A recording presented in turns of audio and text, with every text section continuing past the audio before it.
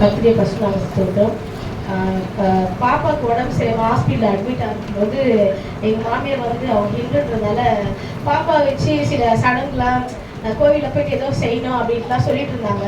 எனக்கு ரொம்ப கஷ்டமாக இருந்தது. நான் ஈவினிங் ப்ரேயரில் நான் சொன்னேன், இந்த மாதிரி மாமியார் வந்து சொல்லியிருக்காங்க, நீங்கள் ப்ரேயர் பண்ணிக்கோங்க, அது தடைப்பட்டு போயிடுன்னு சொன்னேன். அவங்க டிசம்பர் மாதம் அது வேண்டிக்கினாங்க, ஜனவரி ஃபர்ஸ்ட்லேயே செய்யணும்னு.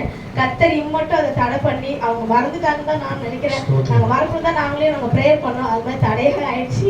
அவங்க அதை வந்து ஞாபகத்திலே வச்சு இல்லை. இப்போ அதுக்கு கர்த்தருக்கு நன்றி சொல்கிறேன். அதுக்கப்புறம் வந்து போன 2 வாரத்துக்கு முன்னாடி ஒரு பயங்கரமான ஒரு விஷயம் என்னன்னா, ஒரு போதைப் பொருள் வந்து எடுத்துகிட்டு போனோம். எங்கள் வீட்டுக்காருக்கு தெரிஞ்சவர் வந்து அந்த விஷயத்தில் இருக்கிறாரு.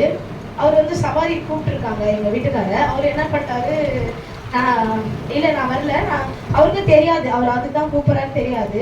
அவர் அந்த காரியங்கள் செய்யறதுனால அவர் வந்து மனசில் பட்டவும், நான் வரல, நான் சவாரி தானே, நான் வேற யாரும் அனுப்புறேன்னு சொல்லிட்டாரு. ஸ்டாண்ட்ல இருந்த ஒரு அண்ணா அவங்களுக்கும் தெரியாது போயிட்டாங்க. போனதுக்கு அப்புறம் தான் வந்து அவங்களுக்கும் சவாரி விட்டு தான் கூட்டிகிட்டு போனாங்க, அவங்களுக்கும் தெரியாது. கடைசியில் அவங்க என்ன ஆச்சுன்னா, அவங்க வந்து அந்த ஆட்டோவில் சவாரி பண்ணவங்க வந்து போதைப் பொருளை வந்து இன்னொருத்தவங்க வீட்டில் வச்சுட்டு அவங்கள மாட்டி விடுறதுக்காக ஒரு பிளானோட போயிருக்காங்க.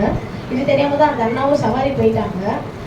கர்த்தர் அந்த நேரத்தில் என் கணவர் போயிருந்தாலும் இன்னைக்கு அந்த அண்ணாவை ரிமாண்ட் வச்சிட்டாங்க.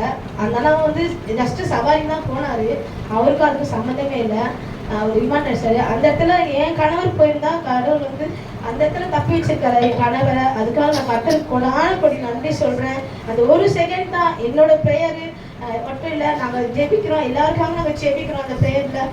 ஸோ அதனால் நான் மற்றவங்களுக்கு பாரப்பட்டு நான் ஜெபிக்கிற போது கர்த்தர் என்ன ரொம்ப விடுதலை ஆகிறாரு, எல்லா விஷயத்திலும் நான் பார்த்துட்டேன். அதுக்காக கர்த்தர் கொடி நன்றி செலுத்துறேன். ஆமென்.